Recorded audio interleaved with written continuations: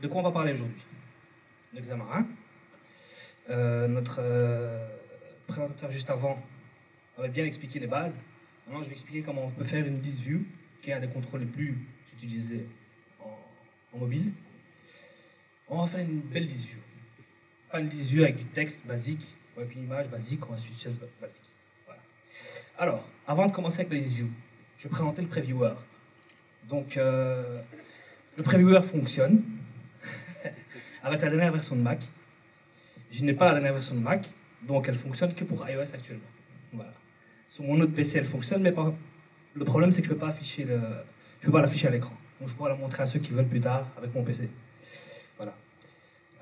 Si je parle mal ou si je ne m'entendez pas, n'hésitez pas à crier.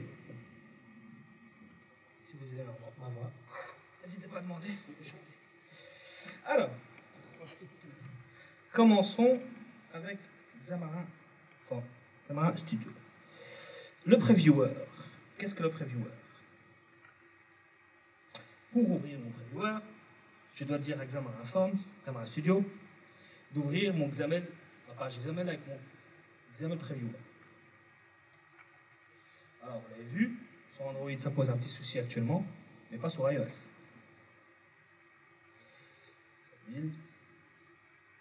Ça build pas. Premier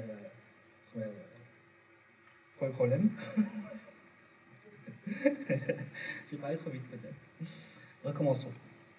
Je vais créer une nouvelle page.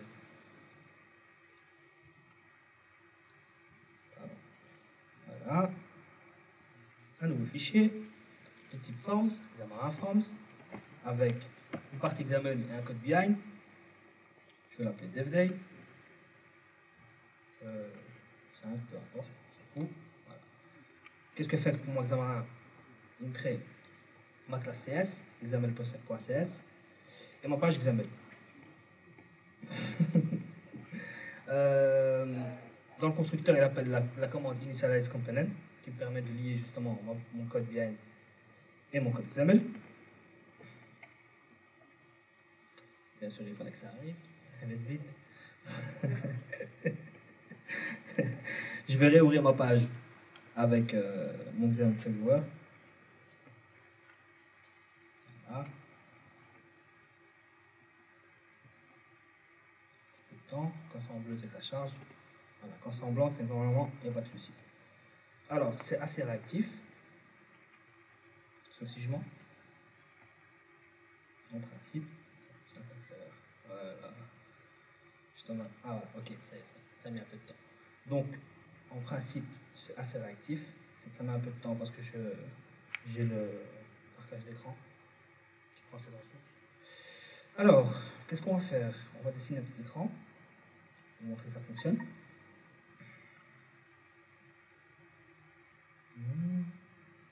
Ce que je vais faire, c'est que je vais faire un écran de login. Si à un moment je ne parle plus, n'hésitez pas à poser des questions. Donc, dans une page, c'est une vue. Ma content page est une vue. Une vue ne peut hériter que d'une seule vue. D'accord? La propriété avec une seule vue. Par contre, un stack layout, un contrôle stack layout, lui peut hériter de plusieurs vues. Enfin, pas hériter, peut avoir plusieurs enfants. Donc, on va commencer avec un contrôle simple, un label, avec un texte. On va écrire la famille. C'est bien ça. Voilà, hop, vous avez vu que mon texte s'est affiché tout de suite. Alors, je voudrais que tout soit centré. Pour ceux qui ont fait un peu de WebF, je vais trouver ça normal. Center expand. Allez.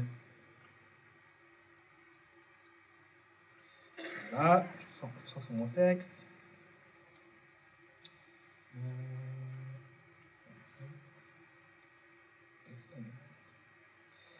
Voilà. Center ici. Ok, je centre mon texte. Je vais mettre une font size de 20. Il n'a pas pris. Ah non, pardon. C'est en horizontal. Texte element. Voilà. Ok. Alors, on a le label qui est un UI text. en iOS. On a aussi les entries, qui est les textbox. En texte, je vais mettre rien pour l'instant. Je vais lui mettre un placeholder. On va mettre name.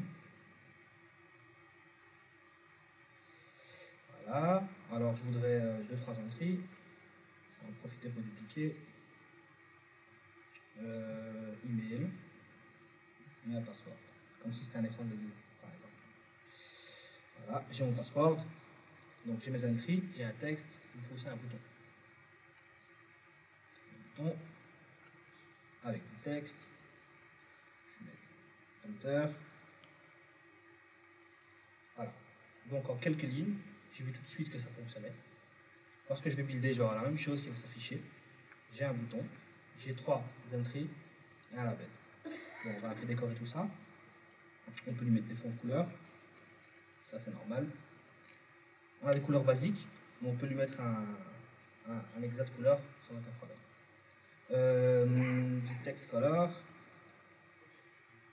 Voilà, on met ça en blanc. Je trouve que c'est fort collé, donc plutôt que de mettre un padding ou un margin à chaque contrôle, je vais mettre à mon stack qui englobe toute ma vue. Donc je vais rajouter un margin de 20 par exemple. Voilà, j'ai dessiné un écran 5 minutes, j'ai vu à quoi ça ressemblait. On va choisir cet écran de démarrage d'abord, ou j'explique la fin. Je vais d'abord continuer mon explication. Vous me direz c'est chouette, ok, j'ai vu ça fonctionne, mais bon, si j'ai des vraies données, comment je fais? C'est un peu chiant. Alors, quand on a des vraies données, ce qu'on va faire, c'est qu'on va faire une classe statique. On va l'appeler ViewModelLocator.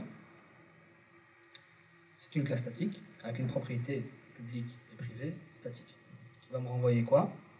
Un ViewModel. Qu'est-ce qu'il y a dans mon ViewModel? Je vais demander de s'ouvrir avec un peu de temps.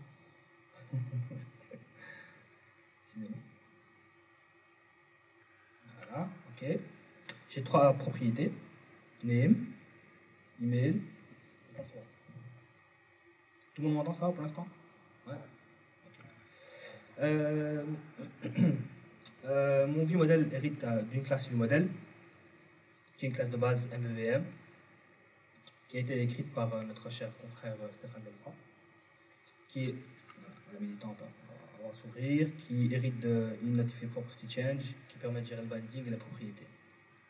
Ça, je pense que tout le monde sait de quoi on parle. Donc chacune de mes propriétés utilise mon set property pour gérer le binding. Maintenant, comment je peux faire pour lier ce binding avec mon XAML? C'est ça qu'on veut. Pour l'instant, j'ai créé ma classe, mais je ne vois aucune donnée. Alors, comment faire? Je suis un fainéant, comme tout développeur, je pense. Je vais aller chercher ma page. J'ai déjà préparé. Donc, j'ai mis un namespace local ici, qui référence tout mon namespace. Il y a un xname qui référence tout mon namespace. Et j'ai référencé un binding context. Je vais rajouter ça à ma classe. Ici. Voilà. Donc j'ai bien mon namespace. Ça c'est grand. Ouais, ça, c'est... Donc j'ai bien mon namespace qui référence une propriété statique où je lui passe mon namespace qui se trouve dans ViewModelLocator et je lui passe la propriété ViewModel. Une fois que ça s'est mis en place, il sait de quoi je parle, il connaît son binding context, je peux lui demander d'exécuter son binding, d'aller récupérer l'information du binding. Donc, simple, comme en EPF. Bingo. Voilà, la suite. Je ne me trompe pas dans le... Voilà, mes emails.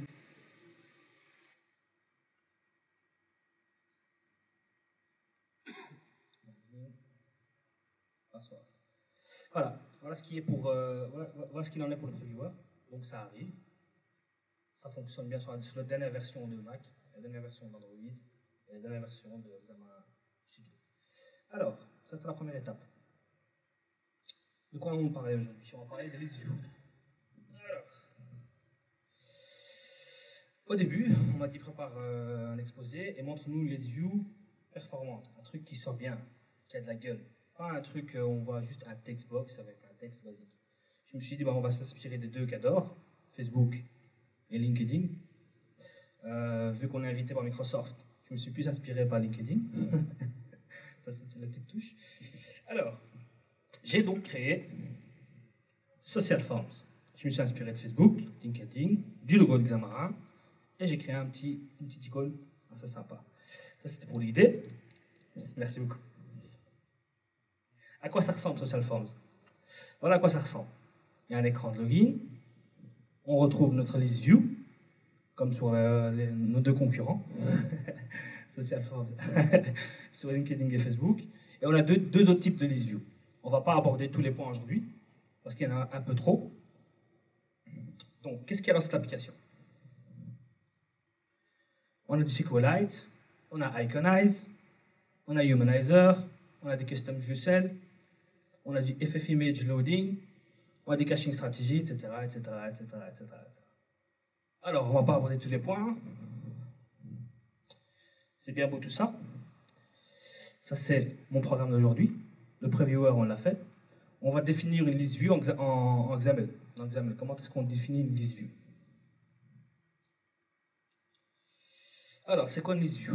Une list view est une list view, est un contrôle Xamarin Forms permettant de présenter vos données dans une liste de cellules interactives que l'on appelle cell, qui a été créée par me, myself, and I. Voilà. Alors, on a trois types de view cell. On a les text cell, les image cell et les view cell. Text cell, texte basique. Image cell, une image et du texte basique. Et view cell, on fait ce qu'on veut. Comment on définit une view cell en XAML? Voilà comment on définit une view. On va prendre la souris ici. Donc on définit la propriété item source dans le binding, c'est une liste d'informations.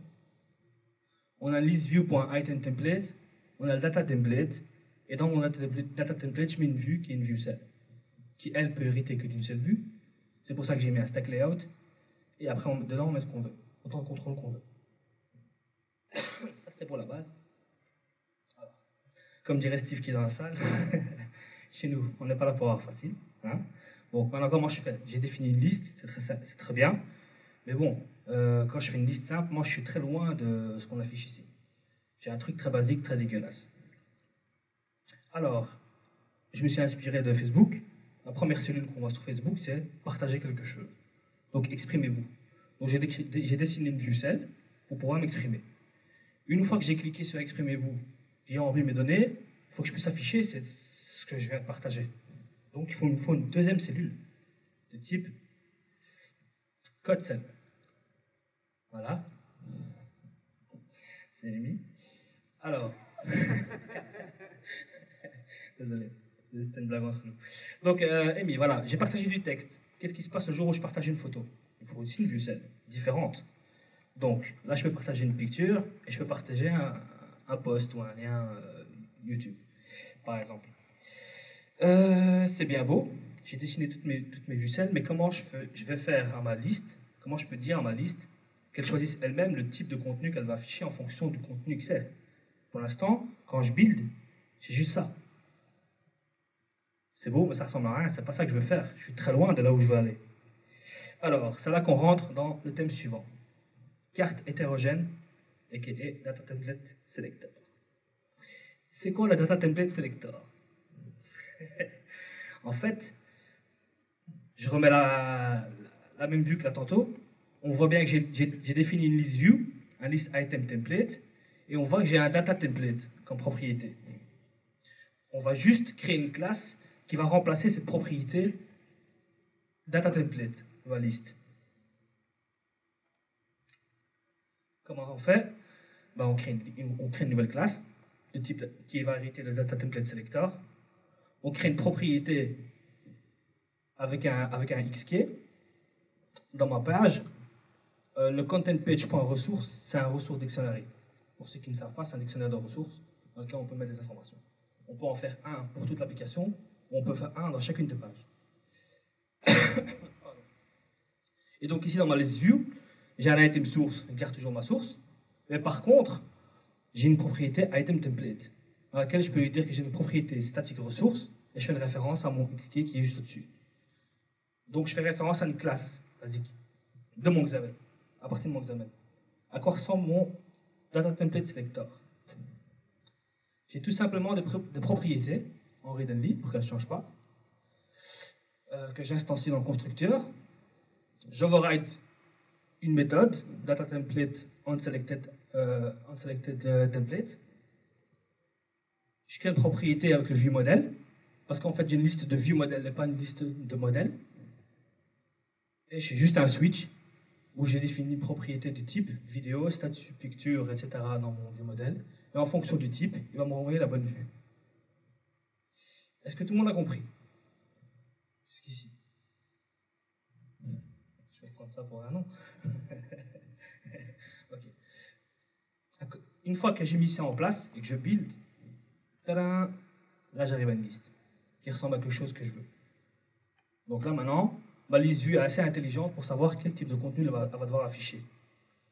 C'est pas moi qui va lui dire ce qu'elle doit faire, c'est en fonction du produit qu'elle reçoit qu'elle sait quel type de contenu elle va afficher.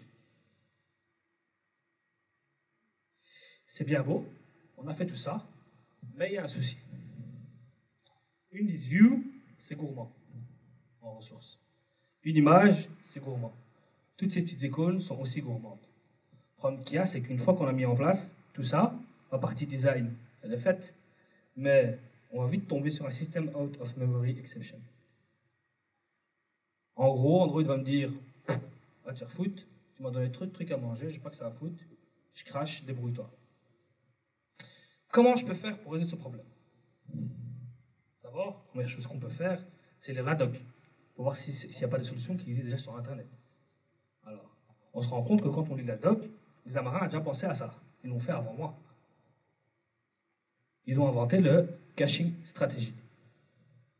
Caching stratégie, c'est juste une propriété qui existe dans une liste view qui permet de changer la façon dont est gérée la liste. Par défaut, la liste est une retain element.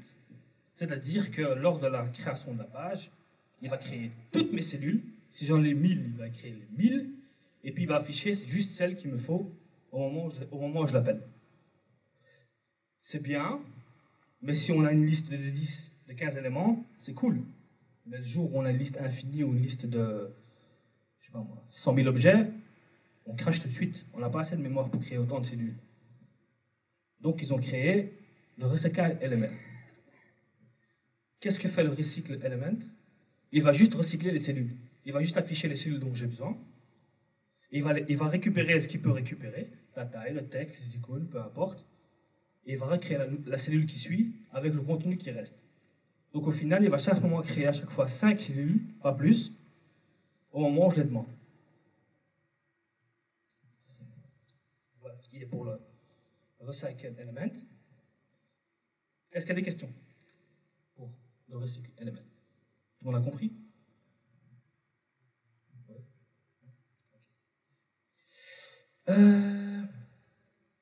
Autre point important, c'est que dans une list view, les view cells sont gourmands, les cellules sont gourmands, mais les icônes aussi sont gourmands. Avant d'être développeur, j'étais graphiste. Une chose importante, c'est qu'à chaque fois qu'on crée une icône, c'est extrêmement chiant. Parce qu'on doit faire 8 versions par couleur, par device, etc., etc. Ça prend un temps fou. On me dirait, ouais, ok, pas de souci, je m'en fous, moi. Je paie un mec, il va s'en occuper. C'est des frais. Si à chaque application où il y a une nouvelle icône, il faut à chaque fois le rappeler. Et puis il faut qu'il dessine ce que vous avez en tête, et ce que vous voulez vous tout de suite. Et puis c'est passé par intermédiaire, et c'est une perte de temps, à mon avis. Alors, c'est là qu'on rentre ensuite, des petits tips. Qu'est-ce qu'on peut faire pour virer ces saletés d'icônes en PNG qui prennent de la place, qui ne sont que des images? On va introduire sur Iconize. Iconize est un plugin qui a été créé par Jérémy Marcus. Qu'est-ce que fait Iconize concrètement? Iconize, il fait comme en web. Il fait des fontes avec des PNG. Il remplace les PNG par des SVG. Il fait des fontes avec toutes les fontes possibles et imaginables. On a juste à mettre un code. Il va remplacer l'image par... il va remplacer le texte par l'image. Concrètement, qu'est-ce qu'il a implémenté Jérémy Marcus. Il a implémenté tout ça. Donc les matériels icônes, les ion icônes, font also, Météon, etc. Donc on a pratiquement toutes les icônes à notre disposition qui existent sur le web pour nos applications Xamarin cross-platform.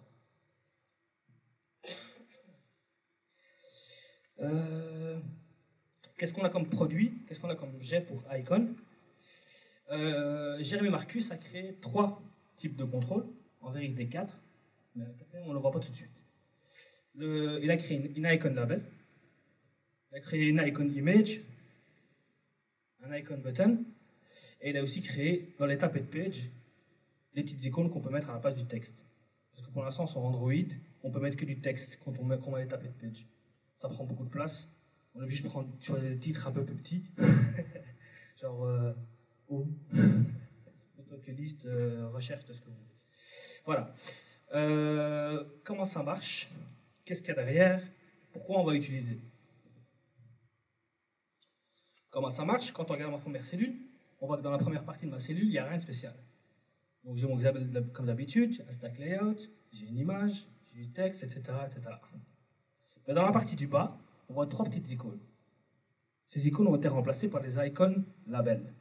J'insiste bien sur le label, parce qu'un label n'a pas la même, ne prend pas autant de ressources qu'une image. Donc là où c'est bien, c'est qu'avec Iconize, plutôt que d'utiliser des images, pour les icônes, on va utiliser un label. Comme ça. Alors, pour ce qui est pour le code, c'est très simple, il suffit de rajouter un namespace au-dessus, comme dans tout plugin, et puis on fait un Iconize, un icon label. Je m'arrête dans la partie texte, mon icon label. Vous voyez le texte que j'ai mis, il y a écrit MD-photo-caméra.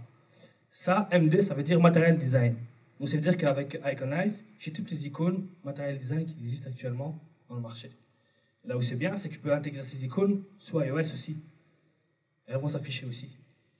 Ça, c'est cool.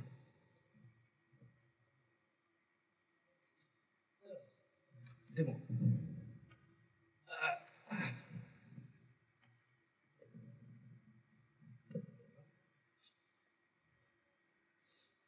Pareil, si vous ne m'entendez pas, je chante. Alors, prenons notre solution. À quoi ça ressemble concrètement? Iconize. Tous mes projets ici sont des projets PCL.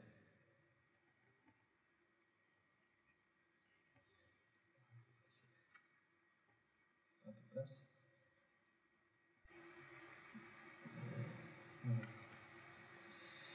Alors, dans ma partie examen, j'ai défini un namespace.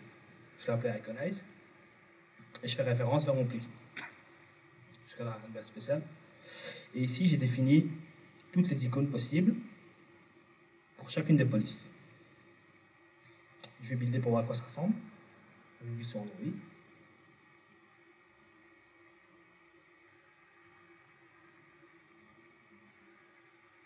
Tant que ça build, je prends le Dado.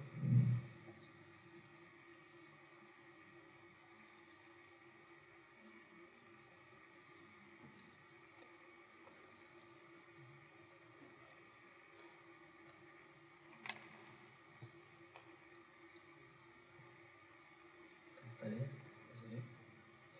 Je l'avais déjà buildé sur iOS, mais déjà l'ouvert sur iOS. Donc, Iconize, à quoi ça ressemble? Ça ressemble à ça. Donc là, j'ai mis un icon label. Il va m'afficher un compte, si vous voulez. Je sais pas ce qu'il fait. Voilà, ok. Donc là, j'ai toutes mes icônes. L'avantage aussi, c'est qu'on peut changer les couleurs d'icônes tout de suite, parce que c'est l'examen. On définit les couleurs qu'on veut, dans un dictionnaire par exemple. Et si le lendemain, on veut changer de couleur pour toute l'application, on change la source et on changera toutes les couleurs partout. Ou alors, on peut adapter. On peut faire un behavior pour si maintenant l'icône n'est pas bonne, elle transforme en rouge ou en vert, peu importe. Donc il n'y a plus de limite. C'est ça qui est bien. Voilà ce qui était pour Iconize. Vous avez vu? Je zoome un peu. Ouais, on va voir comme ça. Donc j'ai fait un MD Dawn. Comment ça marche? Une nouvelle page. Je vais aller sur le matériel. Icon par exemple. Désolé le wifi un peu. Voilà. Je vais choisir une icône, n'importe laquelle. Donc là, on va chercher. Ouais, je dirais celle-là. Voilà, je l'aime bien. La seule chose qu'il faut faire, c'est retirer le préfixe qui est là, qui ne m'intéresse pas, et remplacer tous les underscores et les espaces par des tirets. C'est la seule chose qu'il faut faire. Donc underscore et espace, remplacer par des tirets. Donc je vais dans préfixe FD, qui est Material Design. Tout ça est dans la doc, sur GitHub. Et je vais juste changer mon fingerprint. Je vais mettre une couleur, je sais pas, un vert bien dégueulasse. Voilà. Avec la probabilité, donc je vais avancer sur le S.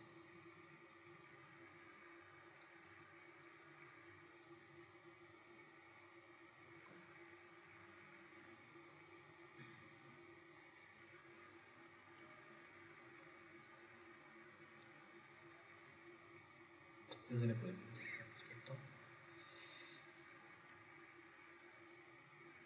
Voilà, juste remplacer mon icône, figure avec un connect. On va changer une ligne de code. Ça c'est cool. Alors, on a vu ce que c'était une list view. On a vu comment faire une list view avec un data template selector pour pouvoir définir des vues différentes. On a vu comment gagner en mémoire en remplaçant toutes les icônes par de l'iconize. Vu qu'on a encore un petit peu de temps, je vais montrer un petit plugin en plus. Dès que j'ai retrouvé ma calotte. Alors, on a vu comment récupérer les icônes. Maintenant, ce qu'on pourrait faire aussi, c'est mettre en cache. C'est mettre en cache nos images, comme en web. Parce qu'on donne beaucoup du web. Comment on peut mettre en cache nos web? Il y a un très bon plugin qui s'appelle FF Image Loading, ça veut dire Fast and Furious Image Loading. Il est compatible, comme vous le voyez, en minimum iOS 7 et pour Android 4. Qu'est-ce que fait ce plugin? Alors, ce plugin permet de faire plein de petites choses. Il permet d'abord de télécharger l'image et de la mettre en cache. Si j'ai 10 méthodes qui appellent la même image, ils vont en appeler une fois, il va la mettre en cache et il va mettre en pause les autres appels. Donc ça veut dire qu'on fait un seul appel.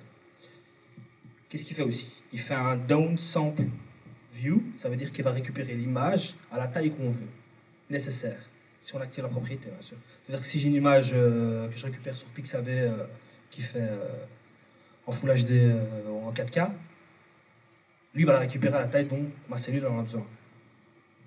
C'est la première chose. Deuxième chose, qui est pour moi le plus important, c'est qu'il permet de mettre une image d'erreur, si ça s'est mal passé. On peut mettre un PNG pour dire erreur, il faut recharger. On peut mettre un autre PNG ou une image, peu importe le format, pour dire c'est occupé à charger, un loading. On peut lui dire de recommencer le téléchargement, 2 fois, ou 3 fois, ou 4 fois, ou 10 fois, autant de fois que vous voulez. Et également lui dire d'attendre X nombre de millisecondes avant chaque téléchargement. Donc, si je devais montrer une petite démo. Donc, j'ai bidé mon application Social Forms sur mon téléphone. Je vais montrer avec Visor. Voilà, ça c'est mon app. Hop. Je build Social Forms. Est-ce que c'est beau? Je blog. Je vois ma list view avec chaque fois une vue celle différente. On est bien d'accord qu'on est très loin de la list view dégueulasse, on a l'habitude de voir. Et si je vais vite, vous allez remarquer que le fichier, qu'il y a le petit logo qui s'affiche rapidement, si vous le voyez bien. C'est une petite image que j'ai mis en mode loading, au cas ça ne marcherait pas. Ça mettrait du temps. Je ne sais pas comment ça s'affiche sur l'écran. Est-ce que tout le monde voit? Ok. Et donc ici j'ai créé une liste infinie. Donc on est très loin du retain element. Parce qu'ici maintenant il n'a pas besoin de créer toutes mes listes view la première fois que je vais le faire. Je suis en caching stratégie. Recycle caching stratégie. Donc là je build, je peux y aller sans aucun ralentissement. Donc à partir de là, si vous faites utilisez tous ces petits plugins et vous faites une list view comme celle-ci, le seul problème que vous aurez, c'est vos appels à service. Voilà. Donc si ça bug, si ça ralentit, c'est que vos services sont pas bons. Voilà. Ça c'est dit. Je peux aimer chacune de mes cellules. Et non, purée. C'est bon.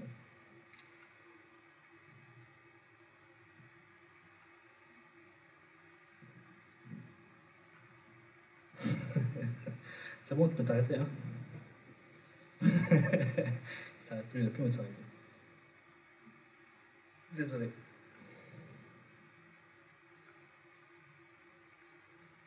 Purée, faut s'arrêter.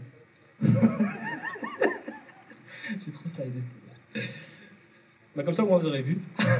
Ça marche bien. C'est bon, lâche l'affaire. Je crois que je vais devoir le décrocher. Je peux pas stopper la bulle. Ah, si je fais ça, je pense que... Ouais, voilà, là, c'est connecté. Vas-y. Voilà, ok. En haut ou pas. Ok. Génial.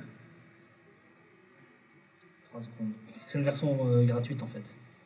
Et d'habitude il met une pub, et comme je l'empêche à mettre des pubs, il râle un peu et on va un peu chier. Bon, c'est pas grave. J'étais sur iOS. Et comme on fait des applications sous Xamarin, on a cross-platform aussi. Ça, il faut préciser. Ce qui fait que j'ai qu'une seule partie business en PCL. Toute ma partie business elle est en PCL. Et ma partie UI spécifique, en tout cas, seulement spécifique, et sur chacun des bâtiments. Build, on va relancer en build, ça c'est fait. Comme je vous l'ai dit, j'ai changé de PC il n'y a même pas une heure, c'est pour ça que je ne suis pas tout à fait à l'aise.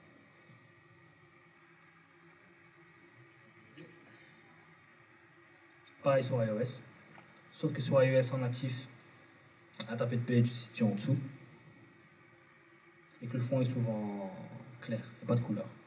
Après en UI, on peut changer la couleur si on veut, mais pour pas changer l'expérience utilisateur, si on achète un iPhone, c'est qu'on veut de l'iPhone, si on achète un Android, c'est qu'on veut de l'Android. Donc pour éviter de changer ou de déstabiliser les utilisateurs, on reste sur un truc natif. Voilà. On a d'autres types de list view aussi. Pareil. Ça c'est une list view un peu plus simple. Voilà. Pareil avec les images en cache. C'est des cellules, c'est aussi des view cells. Tapé de page. Normal. Voilà. Il a l'air très fâché avec mon Android. Désolé pour le désagrément. Voilà. Steve, moi aussi, je l'ai eu le bug. Moi aussi, il a craché. Je sais pas ce qui se passe, mais il a l'air d'être fâché. Ok, bon, c'est pas grave.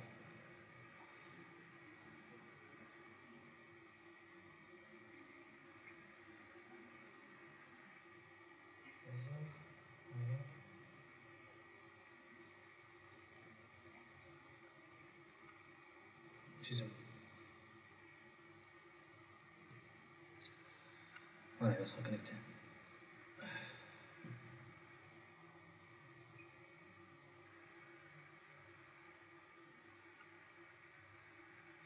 Donc vous l'avez vu, on est en cross-platform. Ici, j'ai mes tapés de page, qui sont des icons tapés de page ici. J'ai choisi pour l'occasion un simple align icon plutôt que material design, parce qu'on m'en voit assez souvent. J'ai quelques classes, quelques vues. Ça, c'est une flow list. Je vous montrerai une prochaine fois peut-être. Voilà, est-ce qu'il y a des questions? Est-ce qu'il y a quelque chose que vous n'avez pas compris? Est-ce qu'il y a un doute sur une application, une façon de penser, une méthode?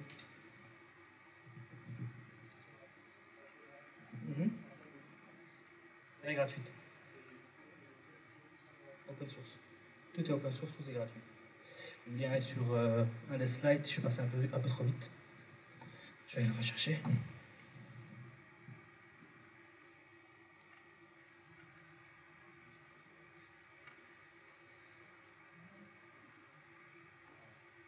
Le lien est juste en dessous. Tous les plugins que j'ai utilisés ici sont gratuits. Ouais. Là, elle a pris que des icônes qui sont gratuites.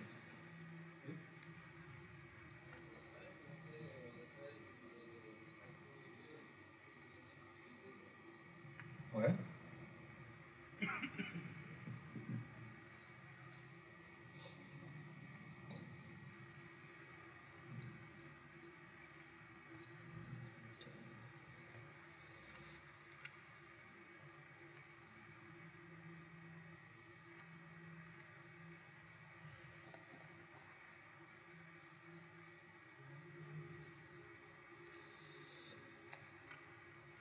Voilà ce qui est actuellement dans l'application.